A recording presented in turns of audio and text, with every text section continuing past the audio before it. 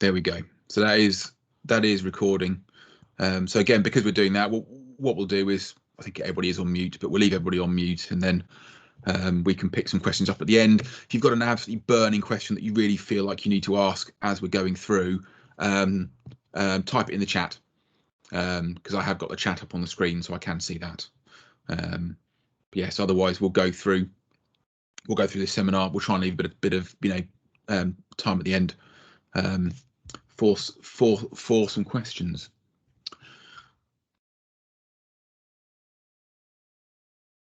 So yes, as I say, who we are, we've been doing energy and sustainability buildings for years. Been trying to tot up how many years it is for me. It's probably at least 15 by now, at least 15. So I, sort of specialise in if it be energy, carbon, building physics. So I do passive assessments, site value calculations, sort of detailed bits of building physics like that. Been doing SAPs for about 16, 17 years. So yeah, a fair while. We're also part of a wider group that does everything essentially from sort of funding regeneration, business planning, master planning, all the way up to project management, quantity surveying, things like that. So we cover a huge range of things across the entire built environment. What we're going to do today is we're going to talk about Part L 2021, which is intended to come into force on the 15th of June this year. So all the full approved documents were published effectively the week before, pretty much the week before Christmas. Oh no, it wasn't. It was a fortnight before Christmas, which I was thinking the week before Christmas because I was on leave the week before Christmas. But it was published just mid-December, and it covers Part L. We will send a PDF of this round, so hopefully when that goes round, you should be able to click on the on where it says link to take you to the relevant approved documents. But it covers Part L. Part F introduces a new Part O of the building regulations that relates to overheating in residential buildings, and also details what the transitional arrangements are going to be as well. We'll also very briefly at the end, we'll touch on the Future Homes Standard and the Future Building Standard, both of which are still intended to come in 2025. But there's some technical development that relates to those standards and what that actually means. Those will come in, or those will be fully developed between now and then. So as I say, what we're going to do is we're going to have a look at the fairly broad brush, because if we dived in huge amounts of detail to all these areas in an hour, well, we wouldn't do a deep dive in an hour because we'd still be here. We'll be here for quite a while. But we're going to have a look at Part L for new dwellings, Part L for existing dwellings. We'll have a look at Part F, how that relates to new and existing dwellings, what the transitional arrangements are, and then, as I say, we'll have a brief look at the Future Home Standard and the Future Building Standard at the end. So the main headline change when it comes to Part L for new dwellings is that there has been a 31% reduction in the CO2 emissions that they are allowed to create. Basically, that's the big change. The fee standard, so the Fabric Energy Efficiency Standard, that's been tightened up slightly as well. So that's also now slightly tougher to hit. And there are a few other bits and pieces as well. So there's a new version of SAP. Not that I'd imagine this makes a massive difference to your clients where you are really, but if you had anybody who wanted to use heating oil and LPG, it's going to be very, very, very hard for those to hit the new targets. Wet heating systems now need to work at a maximum temperature of 55 degrees, regardless of what their sort of heating source is. So if you have a gas boiler, you've still got to have a low temperature heating system, and that's intended to make retrofitting heat pumps further down the line easier, because you won't have to resize all the radiators or resize the underfloor or things like that are much harder and more intrusive to do. It should mean that you just have to swap the boiler for a heat pump, essentially. The other big change in a way is that we've now gone to just 2 approved documents. So whereas before you used to have L1A for new build, L1B for existing, L2A for new build commercial, and L2B for existing commercial, we now have L1 for dwellings, and we've got L2 for commercial buildings. And all the guidance that relates to dwellings is in one, all the guidance that relates to commercial buildings is in the other. And they've also rolled the relevant bits of the domestic heating compliance guide into approved document L1 as well. So whereas again that used to be a standalone document, that's now been rolled into a single place. So if you want to know where to go to get to the relevant regs standards that apply to existing and new build dwellings, it's all now in one place. There aren't 3 different documents that you've got to, sort of trawl your way across. There have been some changes to the performance criteria. So whereas the current Part L, we've got a CO2 emissions target, which is the good old DER has to be less than the TER. We've got the fabric energy efficiency target, which is making sure that we build a reasonably good building fabric, and then we've got minimum standards as well for the building fabric and building services, which is the top table on the right. So our limiting fabric is 0.2 for roof, so on and so forth. This is being shaken up a bit for the new Part L. So the main target that'll be looked at in SAP is actually going to be related to primary energy. The secondary target then becomes CO2, and we still have our fabric energy efficiency target as well. So we now have 3 targets which are going to be looked at in SAP. There are still minimum standards for the building fabric and building services. They've been tightened up. So as we can see from the bottom table on the right hand side, we've got a reduced backstop U value for the roof, for example, of 0.16. The wall's gone from 0.3 to 0.26. Windows have come down from 2 to 1.6, and the air permeability has come down as well. There are 2 different targets in there for the air permeability, basically because that relates to which test method you're using, and we'll touch on that in a bit, because there are now alternatives available for how you air test a building. There are some other changes within SAP 10.2, so we now can't use defaults for thermal mass. Most of these changes really are aimed around making SAP slightly more accurate and reflective of what's going on in the real world. So both of the next 2 items, well, that's the main thrust of these first 3, basically, is the fact that we have to calculate thermal mass. You can't just use defaults or make assumptions. You actually have to use the materials properties within all the elements within the building to calculate that. There's a much more detailed assessment required of the lighting design. So SAP 2012, the current version,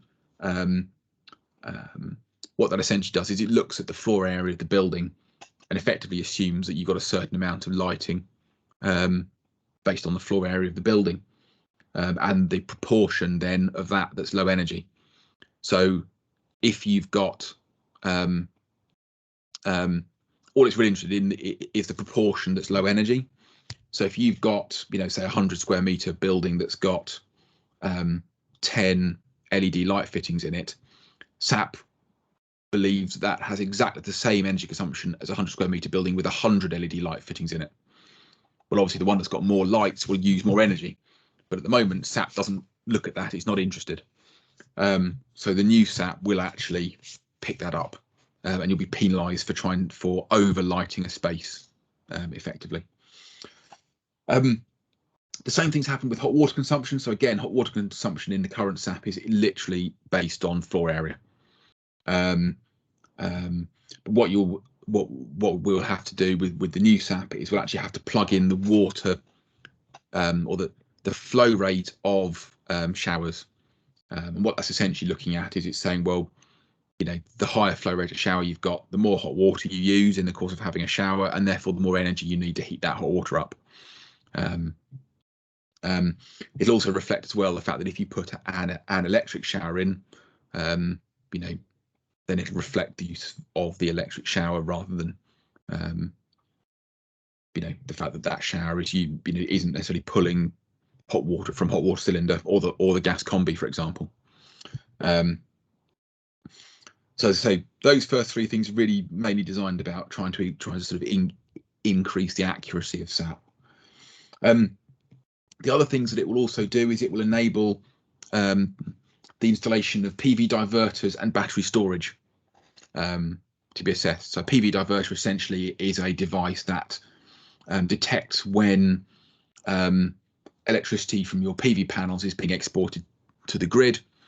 If it detects that there's more energy being generated than is being used, then basically it uses that to heat the hot water in a cylinder via an immersion heater. So what it's effectively doing is storing the energy from the PV in the hot water. So you'll be able to reflect that in the new SAP. What that will probably do is give you a slightly better EPC rating because you're reducing your running costs, but actually it may actually increase your DER on your primary energy use.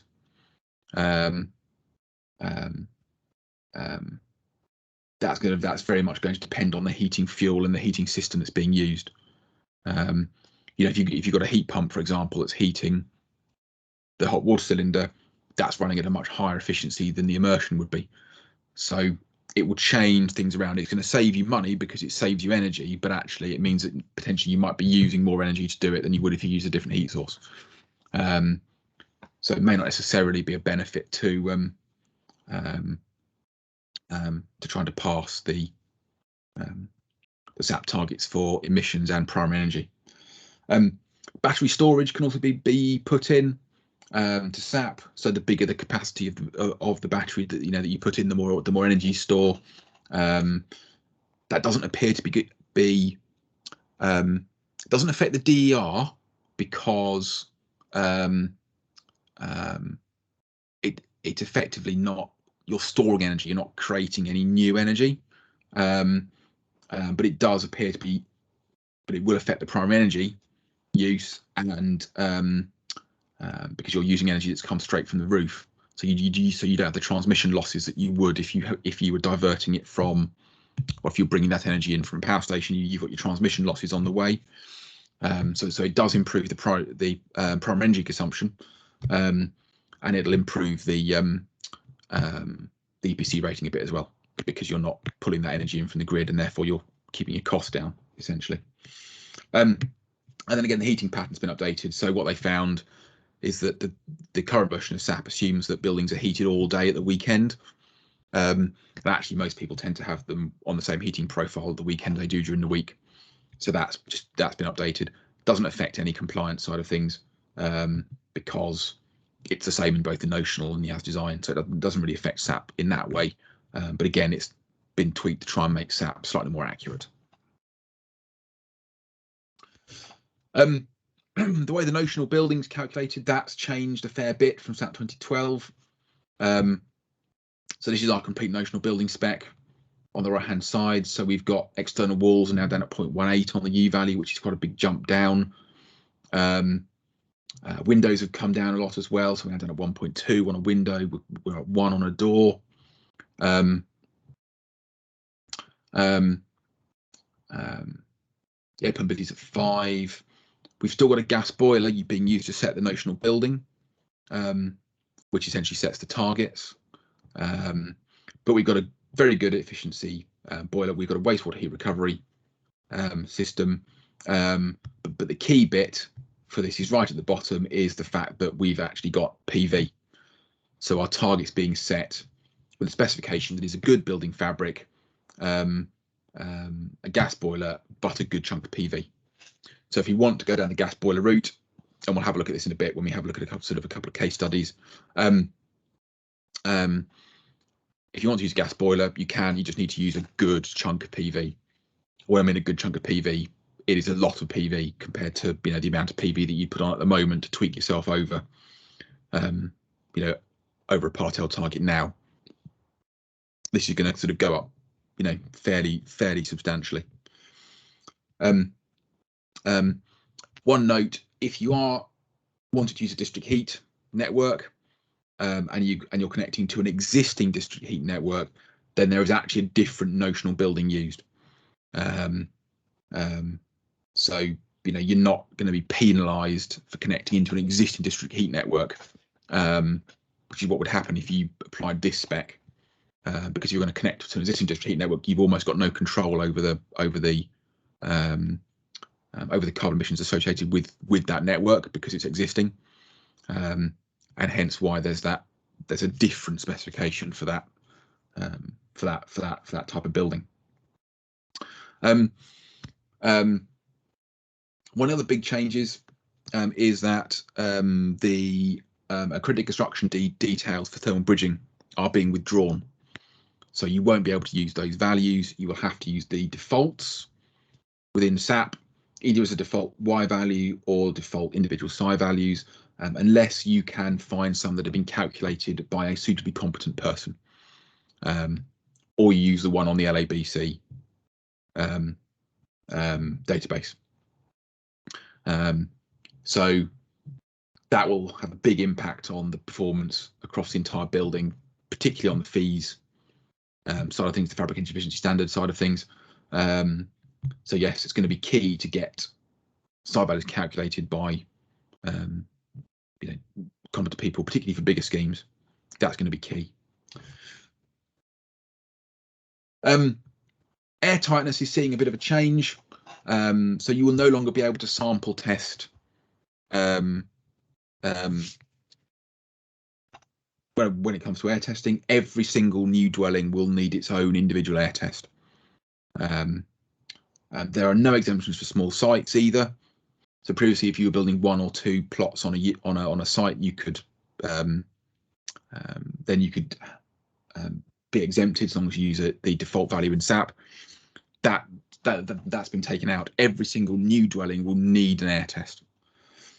The maximum result's been dropped from to 8 from 10, assuming you can get away with that in SAP, which is probably unlikely.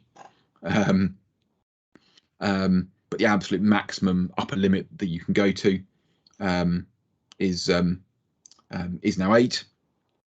And there is this alternative approach to air testing. So where we saw in the notional building, sorry, not the notional building, in the backstop values, which is 8. If you're using the traditional blower door test, it was 1.57 if you're using the new pulse test. So the traditional blower door test is the bottom image. You stick a fan in the door. Normally in the UK, you suck air out, and then you basically you see how much air you have to suck out to maintain the building at a constant pressure, and that tells you how leaky it is, effectively how drafty the building is. There is an alternative that's been developed called pulse testing. The aim behind this was to make air testing a lot quicker. So a blower door test, if you're doing it on a smallish flat, you can probably do in about half an hour.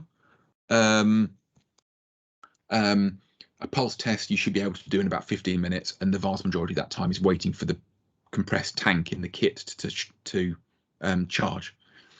But what you basically do is you place this device in the middle of the building, and it releases timed low pressure pulses of air into the space. And then by measuring the rate of decay of that pressure release, it can work out how leaky the building is. So yes, the idea behind that is that it's quicker, basically. And I think to some extent they brought this in as a bit of a sop to developers who are now saying, oh, but I've got to test everything now. Well, you might do, but your test might be cheaper if you pulse tested it. So we'll see if that catches on. My understanding at the moment within the industry is that the big players who do the majority, or the biggest players within the industry who do the most amount of testing, are not looking at pulse at the moment. But we'll see. We will see what happens with that.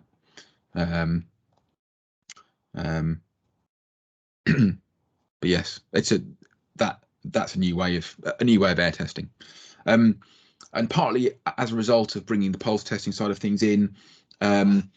Whereas you used to air test buildings to ATMA TSL1, the new testing standards have now been written by CIBSE instead.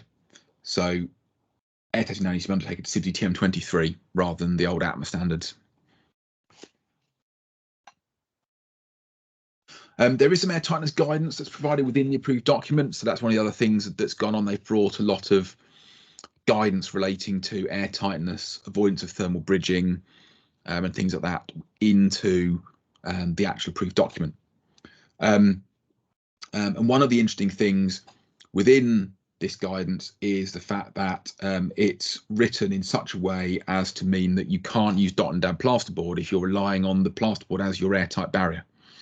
So we have a look on the right, paragraph 4.21e, various things about the leaf of block work, but then it says internal plasterboard linings are not appropriate for use as an air barrier solution.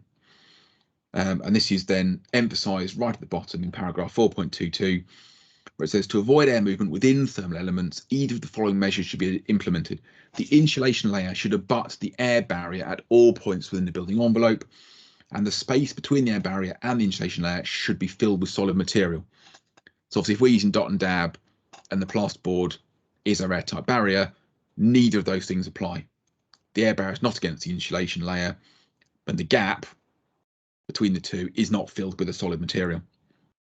So interestingly, Part L is essentially trying to say if you want to use dot and dab, you've got to parge coat or put some kind of sealant or sealing approach on your inner leaf before you can dot and dab, or before you can have any kind of cavity behind your plasterboard.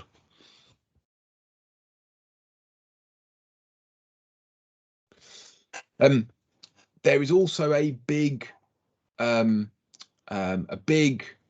push towards trying to close the performance gap within these documents. So there's a new there will be a new compliance report provided with and that will contain the actual specifications used within each building element, so that when building control are on site doing site inspections, they can very easily look at the SAP compliance checklist and say, hang on a minute, this SAP says it's 150 mil cavity fully filled with mineral wool. You've got a 50 mil cavity fully filled with mineral wool. That doesn't match. So I say the intention is to make that much more obvious. The SAP has to be given to the building owner upon completion, and it will have to be signed by both the energy assessor and the developer or the builder to confirm that it's a true and accurate record of the building as constructed. The SAP assessor will not be able to produce the as-built SAP and the EPC until they have photographic evidence of everything that's gone into the SAP. God knows how this is going to work in practice. This will be really interesting to see. We're onto our accreditation body for SAP, trying to get out of them how they're going to work in terms of how the auditing process is going to work for this. But essentially, this list on the right is a list of all the things that will need to be photographed and given to the SAP assessor for them to produce the as-built SAP. So yes, there's going to be a lot of things that are going to be required. What happens if you don't get that information is going to be a really interesting is going to be a really interesting thing. One of the things that they say, that they do say, if you look in that very top, the very top paragraph, anyone may take the photographs. So this doesn't have to be done by the energy assessor visiting site. It can be done by anybody, and then this information sent to the energy assessor. So yes, we shall see how this shakes out in reality. But yeah, will be interesting to see how this works. A home user guide will need to be given to the occupant of the building, which needs to contain things that are not just related to Part L.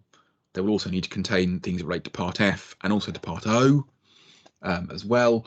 There is no set format, but the government are, well, in the approved document, it says you can find a template here and gives a website. I've put the link to said website there. If you click on that link, the only minor problem is if you click on the link, you get that page. So I'm assuming they haven't quite managed to put that together yet. But at some point there will be a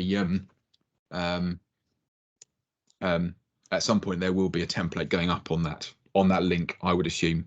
But the government are going to provide an example template, but they're not mandating that you have to provide one in that template. As I say, a bit of a comparison when it comes to the compliance report. So the current compliance report is on the left, and if you have a look down here, you can see that all it does at the moment is tell you the external wall, what the average U value is, or the highest U value is, and whether or not that meets the minimum requirements. It doesn't tell you how that's been derived, what the specification is, what the construction is of any of these elements. So on the right, you can see this is what was proposed within the consultation.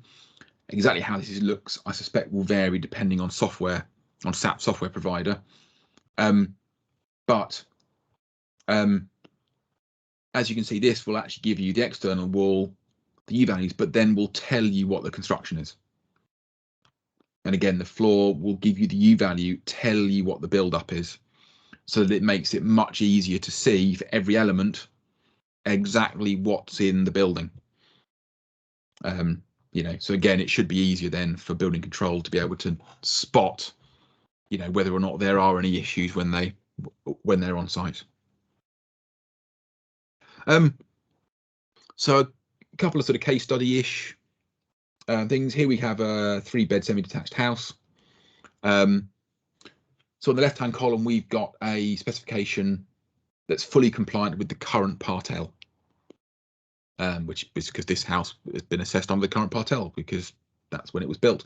So we've got walls at 0.23, triple glazed windows, half decent air test just below 5. So we've got system 3, which is current system 3, so that's continuous mechanical extract for the ventilation. That's for Part F compliance. Standard gas boiler, so the standard heating controls, and as you can see, the fee is not that far off. Actually, the fees target at 39.6 is not that far away, and that's because obviously this is meeting the current Part L requirements entirely through its building fabric. But it's a fair way off on the primary energy rate and a fair way off on the carbon side. So if we wanted to get this through the 2021 regs, sticking with our gas boiler, we need to tighten up our wall U value to get through our fees target. That's the main thing we've done there, really. We've changed the wall and the floor U values. Stick with the gas boiler, put 3 kilowatt peak of PV on. So we're probably looking somewhere in the region of 10 panels on that house, and that's getting us through the regs, just about getting us through the DER, a little bit under the primary energy rate, and a reasonable chunk better than target fee. Alternatively, we need to tweak the building fabric specs slightly to get through the fees target, but if we but we can actually get away with just putting a heat pump in, pretty much. So all we've done in the last column is tweak the wall down from 0.23 to 0.22, stuck an air source heat pump in, and as you can see, it's absolutely flying through the primary energy and the target emissions rate. So the CO2 and the primary energy rates we will fly through by using heat pumps. And this is very much the government's preferred route of travel. The government would far prefer it if the all new build dwellings were heated with some kind of heat pump.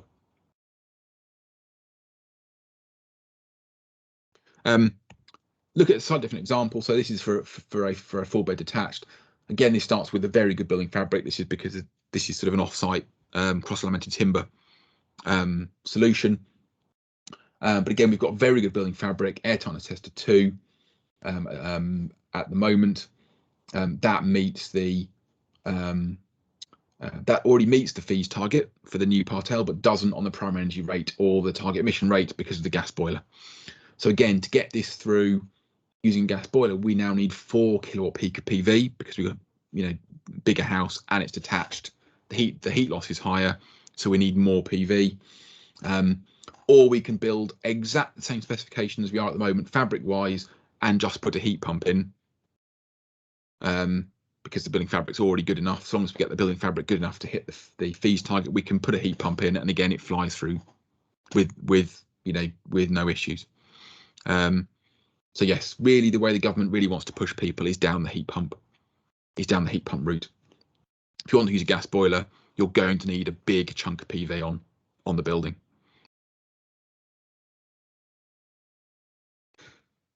So that's everything that relates to new build dwellings and Part L. Part L and existing buildings. So if you are building a new element in an existing building, whether that is because it's being extended or you're replacing, I don't know, whether there's a wall that's, particularly poor and standard, so that needs to come down, and be replaced, with a newly constructed wall. The maximum allowable U value has come down from 0.28 to 0.18. So it's dropped enormously. The window U value has come down as well to 1.4, and that's the same for all replacement windows, unless it's a timber window. Strangely, apparently, timber window manufacturers are finding it harder to adapt their production lines to get their whole window U values down to 1.4. And so if you're doing timber windows, you're still allowed 1.6, which is where it is at the moment. But otherwise, you've got to go to 1.4 on a window. The floors have dropped, the roof has dropped a bit. But yes, the big impact is that drop on the wall U value. If there are conservation issues that apply to windows, then the centre pane U value of the window that's going in, or if you're just replacing the glass, but you're not touching an existing timber frame, for example, then the centre pane U value of the glass has to be no worse than 1.2.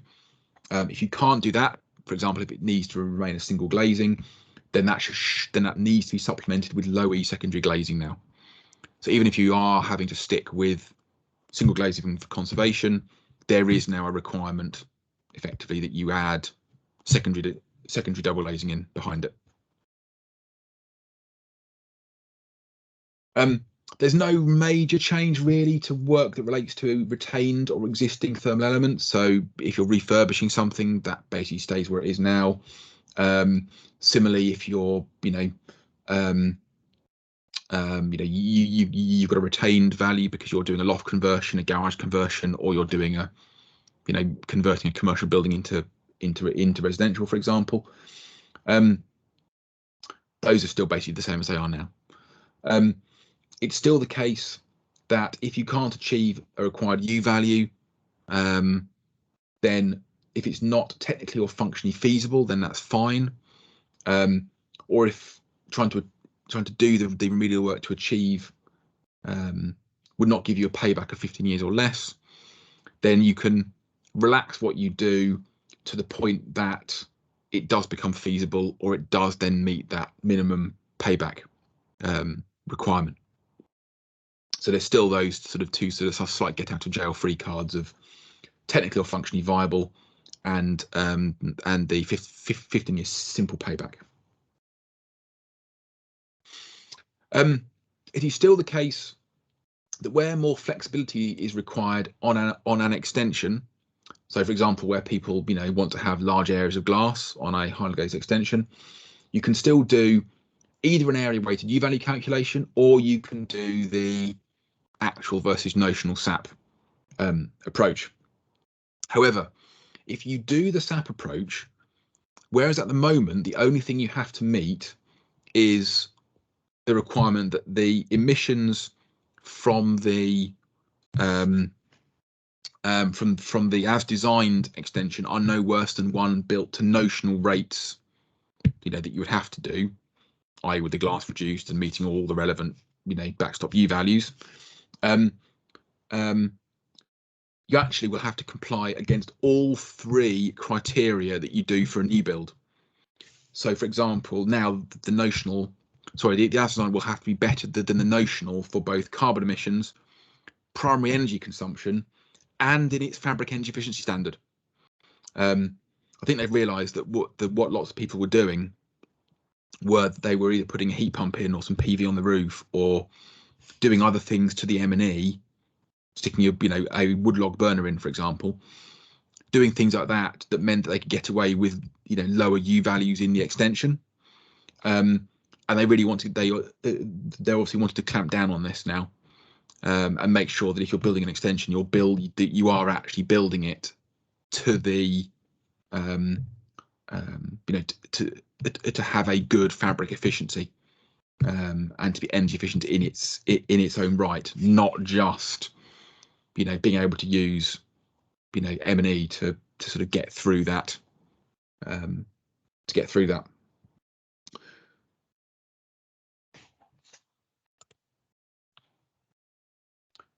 It's similar-ish if you're doing change of use, insofar as you could still do that same flexibility approach of doing the notional and the as designed.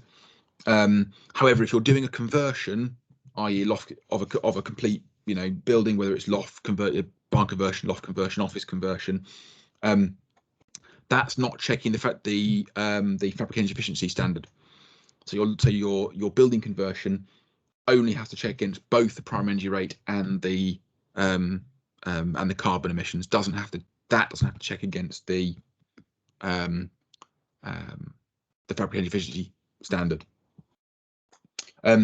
But it does make it explicit now that if your existing windows, roof windows or doors are worse than 3.3, that you've got to that they need to be replaced. So that's now effectively a complete requirement. You can't just retain existing windows now if they're worse than 3.3. So that's existing buildings. Try and get through Part F quickly because I suspect I really want to get through O really. There's been a few tweaks and changes really. None of them are that dramatic. Passive stack has gone from the approved document. You can still do it. You just need to take detailed guidance from an expert rather than using the sort of background or the sort of basic approach that's outlined in the current approved document F. There's a slight change in how dwellings are classed as being more or less airtight. So whereas less airtight used to be over 5 in terms of the air leakage rate at design stage, less airtight is now higher than 5 at design stage or higher than 3 at post-construction stage. So you can go a little bit lower at post-construction, so on the as measured air test, and still be considered to be less airtight. Whereas at the moment you can go as low as you like on the as built, and you're still classed as being less airtight. So in theory you could have something that's designed at 5 or above, but if it achieved a 1 on its air test, would still be considered to be a less airtight dwelling. Whereas now that's not the case. Doing this has also enabled them to give a bit more clarity on what happens when you test a less airtight dwelling and it proves to be really airtight. So at the moment, what approved document F says is if you've aimed at over 5 at design stage, you do your air test and it's significantly lower, what you have to do is air test other representative dwellings on the site to determine how widespread the problem is. But doesn't tell you how to resolve it. Just tells you have to work out how widespread it is. This new guidance would require you, if you'd aimed at 5 and over at design stage and you achieved less than a 3 when you had it tested, you would have to retrofit mechanical ventilation or continuous mechanical ventilation. So it now gives you something that needs to be done, which is much better than the current approach, which doesn't really say anything at all. So that's probably one of the biggest changes within this. It still doesn't require you to achieve any acoustic performance standards, which is a pain, because given that's the biggest complaint about ventilation systems is that they end up being noisy.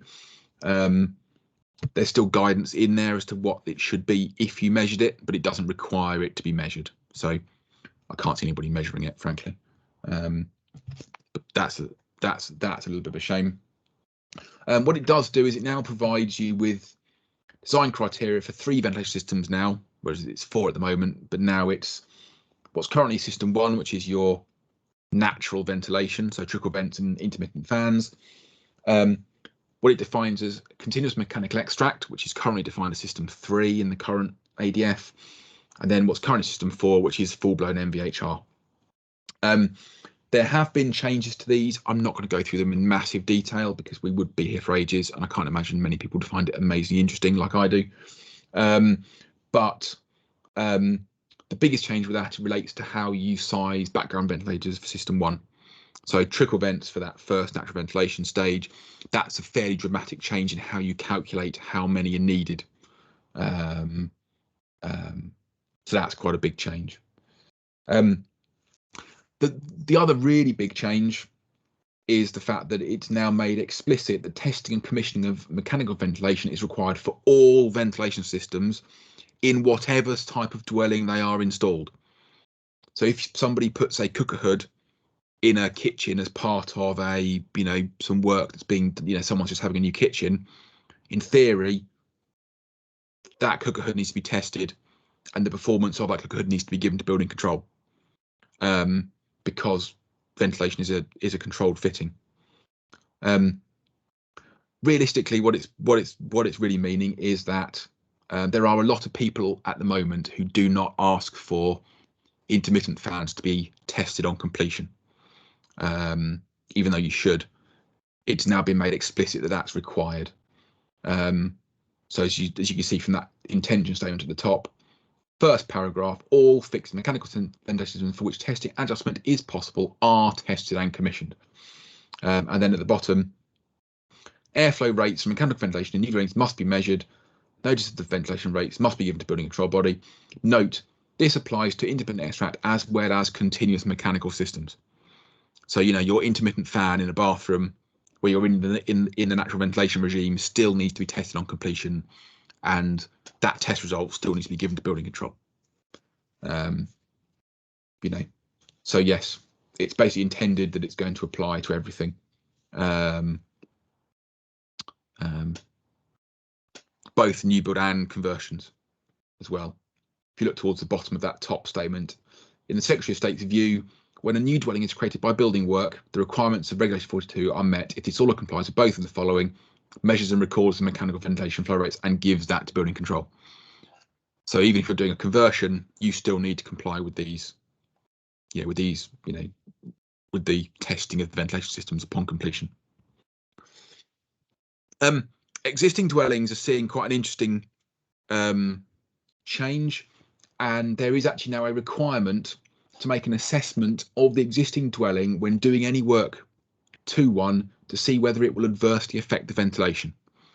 So there's 2 ways you can do this. There's a simplified approach where basically you look at what you're doing, you compare it to this table on the right hand side, and it tells you whether it's a category A project, a category B project, or a category C project. If it's in category A, you're not really changed the ventilation very much and it's fine. If you're in category B, you've changed it a bit, but you could deal with it in any way you like. So whether that's trickle vents, intermittent ventilation, or a mechanical system, that's fine. Category C, you're doing too much to it to realistically be able to deal with it with trickle vents, and so you need to be using mechanical ventilation, whether that's continuous extract or MVHR. That's the simple approach. The best approach is to either do an air leakage test on the building before any work starts, to actually know what the performance is before you start, or to follow the full PAS 2035 methodology, which is the best way of doing it because that's really, really, really, really comprehensive. If you're doing a big scheme, then you'd probably want to follow the PAS 2035 approach because that would be suitable for doing on a large scheme. So that's part F. Part O, overheating standards in new residential buildings. So this is a brand new part of the building regulations. And interestingly, it cuts across both parts, both L1 and L2, because a residential building is not just a dwelling. It is any building which includes effectively self-contained living/sleeping accommodation. So it's both new dwellings, it's care homes, and it's residential educational buildings. It's not a hotel though. Hotels are still purely commercial. There are two approaches made available in the approved document. There is a simplified approach, or there is a dynamic thermal modelling. I love the way they always call it a simplified approach, and then what it actually is. It's never simplified and complicated, even though that's obviously the the implied definition of it. But there is a simplified approach and there is a DSM approach, essentially, where you follow CIBSE TM59. This is what the requirement is. So reasonable provision must be made in respect of a dwelling, institution, or any other building containing one or more rooms for residential purposes, other than a room in a hotel, to limit unwanted solar gains in summer and provide an adequate means to remove heat from the indoor environment. And in doing this, we must take account of the safety of any occupant and their reasonable enjoyment of the residence. And mechanical cooling may only be used where insufficient heat is capable of being removed from the indoor environment without it. So we have to do this passively before we resort to air conditioning, basically. So the simplified method categorises buildings based on two factors: where it is located within the country, and therefore whether it's at high risk or moderate risk of overheating, and whether the individual units can be cross-ventilated. So as you can see, on the right-hand side is a map of the country. This is literally the country, showing you the areas that are considered to be high risk and the areas that are considered to be moderate risk. So the areas considered to be high risk are the middle of London. The areas considered to be at moderate risk are everywhere else in the UK. Well, England, because it's English building regs. But the only exception to this is central Manchester. So I think it gives 4 postcodes for central Manchester. But it does say that you should consider using the guidance for high risk for those properties. What it really wants you to do for central Manchester is do the DSM approach. But we shall see. For things to be cross-ventilated, they need to have openings on opposing facades. So a corner flat with two exposed facades, but which are not opposite, is not considered to be cross-ventilated. This also applies to each residential unit, so you can't consider buildings as a whole. So even if your block of flats has got windows on both sides, it's not cross-ventilated. Neither would a care home with windows on 2 opposing facades, because the individual unit within that, the odds are there's going to be a unit, a front door, an access corridor, then there's another unit across the other side, and then there's the other windows. That's not considered to be cross-ventilated.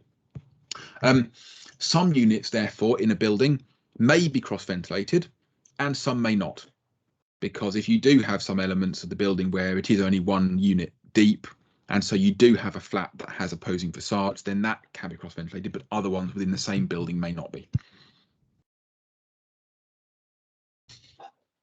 So what it does is it sets you minimum areas of glazing. I think this was on a previous slide, but I forgot to mention it. But this is literally glazing. Part O is not interested in the frame of your window.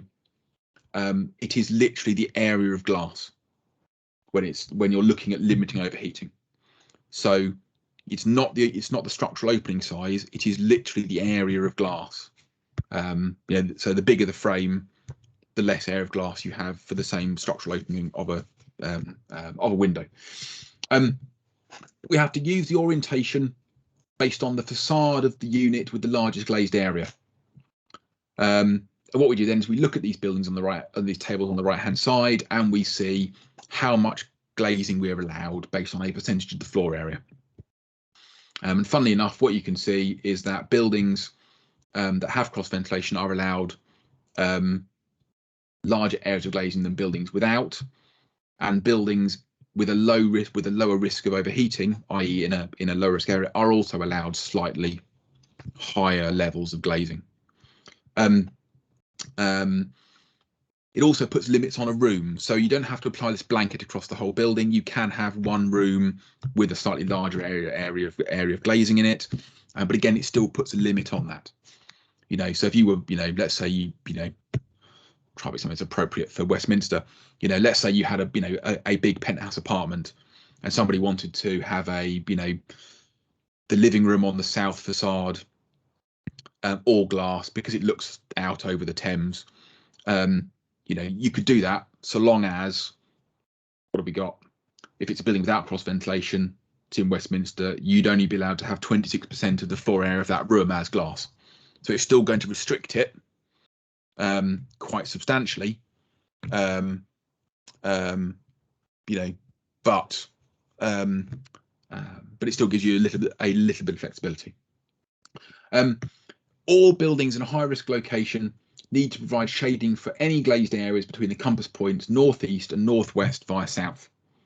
I'm sure all the planners are loving me saying that this is basically shutters, overhangs with a 50-degree altitude cut off on south facing facades. Well, this is probably the way that most people try and get around of it. Glazing with a maximum G value of 0.4 and light transmissions of 0.7.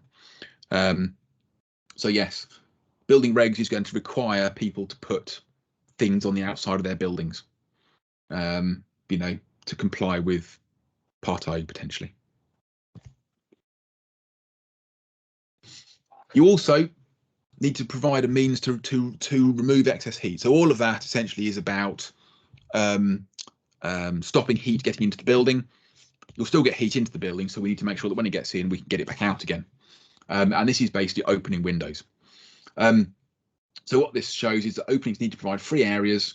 And again, it gives you, you know, requirements. You've got to provide free areas over certain sizes, depending on where you are. There's also a total, and bedrooms need to have certain amounts as well.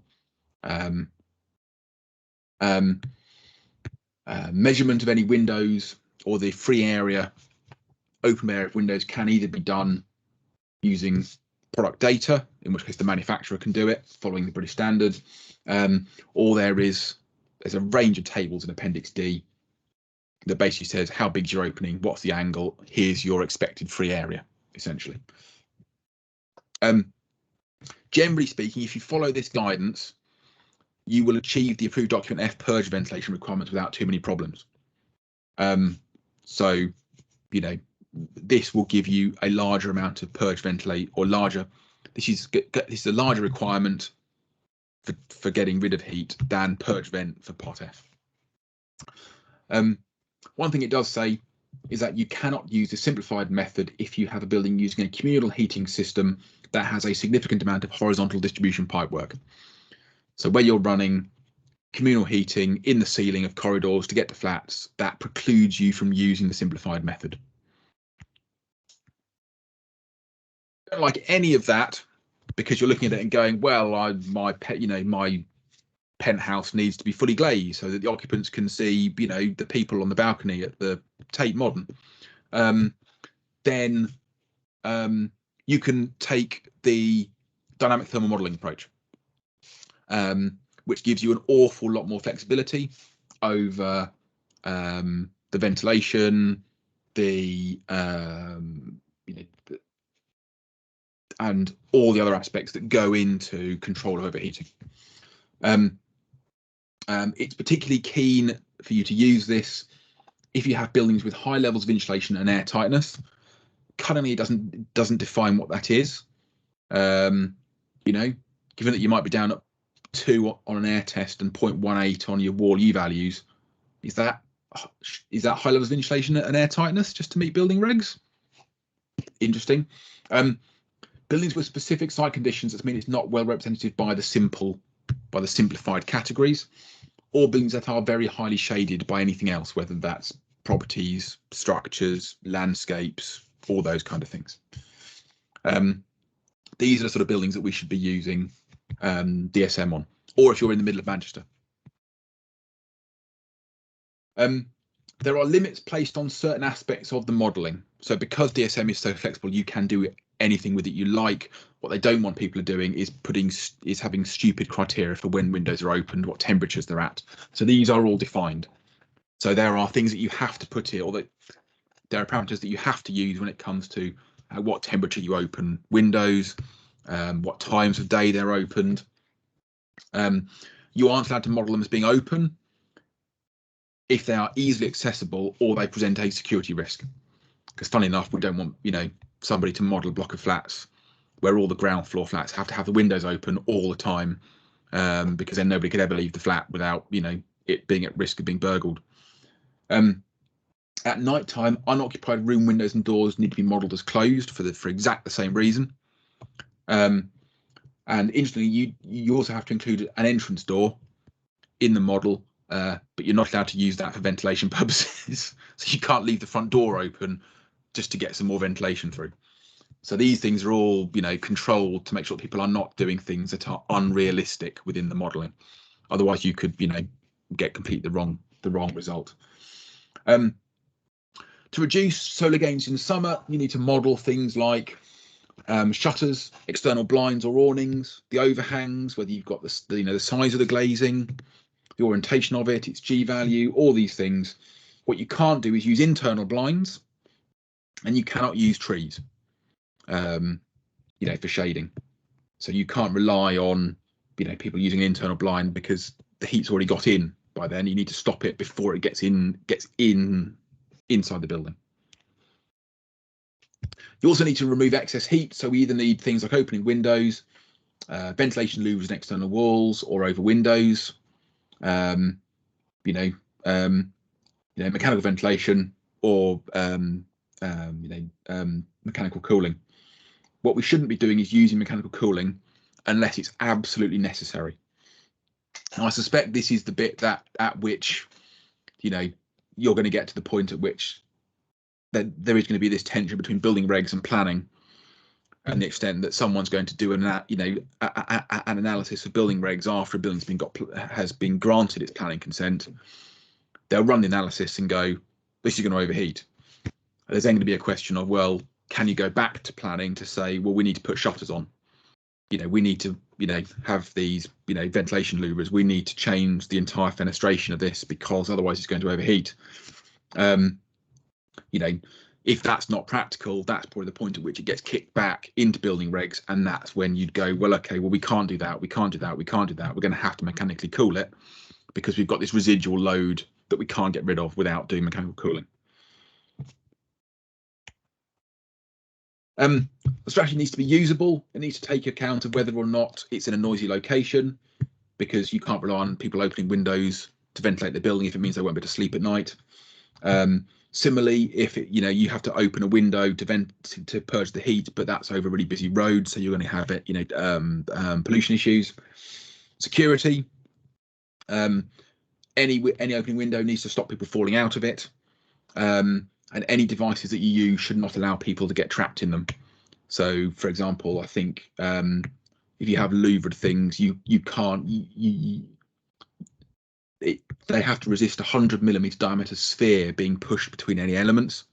Now, I'm assuming 100mm diameter sphere is roughly the size of a child's head. I don't know, I've not measured one, but I can only assume that's why they've picked that size. If you've got any holes in them that are bigger than 8mm, then you have to be able to get an 8mm, but you also have to be able to get a 25mm hole. So again, I think that's so that you can't get your finger stuck in it. All these things, basically, but it has to be usable. And then that strategy needs to be written up in a non-technical format, and that needs to be given to the building owner so they know how to use their building. And there are some sort of templatey report documents. So these basically are the report documents you need. This is what the designers would need to provide, and building control. So building control can look at them and go, ah, yes, that you've dealt with Part O. And again, it has to be signed by both the builder and, interestingly, in this case, the building control body. They need to check that the building's construction is consistent with the details provided in parts 1 and 2 of this checklist. So there we go. That's Part O. Last little bit quickly, the transitional arrangements. So changes to parts L and F will not apply where a building notice has been given before 15th of June, provided the work starts before 15th of June 2023. So there's a 12-month transitional period. Doesn't apply to Part O because that doesn't exist at the moment, so you can't have a transitional arrangement for something that doesn't currently exist. But this is on a per building basis rather than site-wide. So if you were doing a big site like the one on the right-hand side, and you got halfway through on the 14th of June 2023, any building you hadn't started work on, so each house, for example, that house would then fall under the new Part L from the 15th of June 2023. And the intention is this to be the same in 2025 when the Future Home Standard and the Future Building Standards come in as well. Future Home Standard. This is basically the next step. So this is going, slightly further than the current building regs, and it is basically just that. It is just another step in making buildings slightly more energy efficient.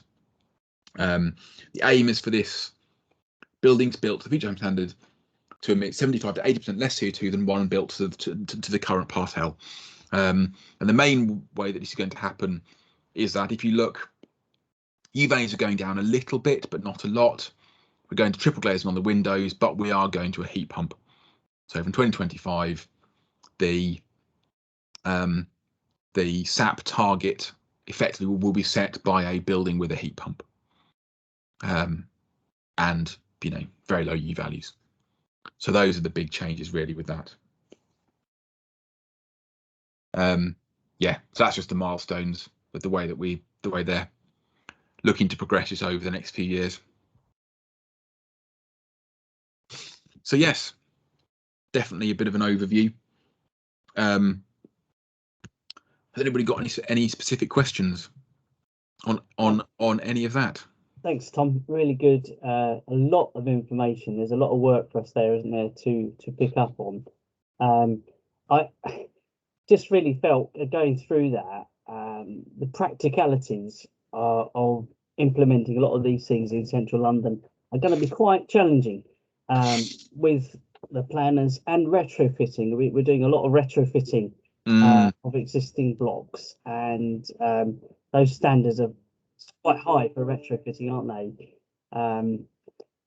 Yeah, and the other thing was in terms of overheating, obviously that, as you mentioned, there is potentially a conflict between something getting planning approval and then not complying with Part O of the building regs. So whether it's a question for Ollie really on the line here is whether we need to have something in our planning documents, maybe a strategy to show compliance with Part O. I don't know if that's something that actually happens at the moment or whether it needs to go in there, but yeah, just a few comments there from me anyway.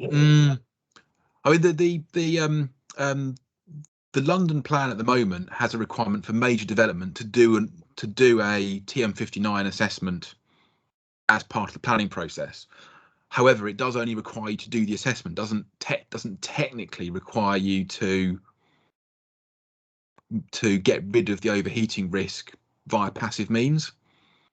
So there is something in there which does want people to look at it at an early stage. But yeah, I can see it. It's massively something which I think to a large extent designers will need to take that on. That's one thing that designers will have to do at an early stage, is when they're initially coming up with their concept designs for things. They're going to have to get somebody to run an overheating analysis on it at a, you know, before it goes in for planning, because otherwise, you know, yeah, there is going to be a massive issue in there, definitely. I mean, we quite often rely on mechanical extract because there isn't the opportunity for cross ventilation, and you know, we're so constricted, you know, properties one on top of the other, and it does become a bit of a challenge in terms of ventilation. So mechanical extract, we often have lent on that, but obviously that's more energy consumption. So yeah, sorry, that's Yeah, I mean, any other questions? Anyone from anybody else? We're a bit late. Anyone got a question? Yeah, Ollie, go on, Ollie. Not so much a question, just to pick up on what you said. We do require a sustainable design statement, but it requires us to have the knowledge to know what we're looking for. So thanks, Tom. Today's session's been really useful to shine a light on the type of thing that we need to be picking up at design stage, because it's going to feed critically into compliance with building regs down the line. So that's been really helpful. But yeah, you're right, Julian. We need to perhaps be clearer about key issues such as overheating, which are a particular problem in Westminster. Thanks, Ollie. It's really helpful. Anybody else? Oh, you're going to share these round, aren't you, Tom? The spreadsheet and that. So yeah, we'll send a PDF of the slides round. Yeah, there'll be a you know, CPD certificate that comes around as well. Okay, brilliant. Okay, great. Yes, so I think I've got hopefully I've got everybody's details. I did download the attendance list, so okay, great. Hopefully that's in there. That's excellent. All right. Well, thank you very much. And yeah, on behalf of all the people here today, thanks for your time, and very, very helpful, interesting. A lot of work for us to sort this out. But are you on the end of a phone, Tom? Oh yes, yeah. Okay. You know, if you've got any questions on anything, you know, my suspicion is that, you know, I would imagine that at some point over the next, you know, that once we've sort of got out of this phase of covering everything, we will probably start splitting things out, and we'll probably do a seminar. Well, I'd be amazed if we didn't do a seminar just on overheating, for example, because, you know, you could easily fill up, you know, an hour or two going into detail on that, I suspect. Yeah. But yes, yeah, always, you know, always around if you know, people have got questions on things. Great. Thanks very much. Thanks, Tom. Thanks everybody for attending today. I hope you found it useful. And no worries. All the best. Thank you, Tom. Thank you, Tom. Thanks very much. Bye. Okay, cheers. Bye bye. Thank you, Tom. Very interesting. Thank you. No worries. Pleasure.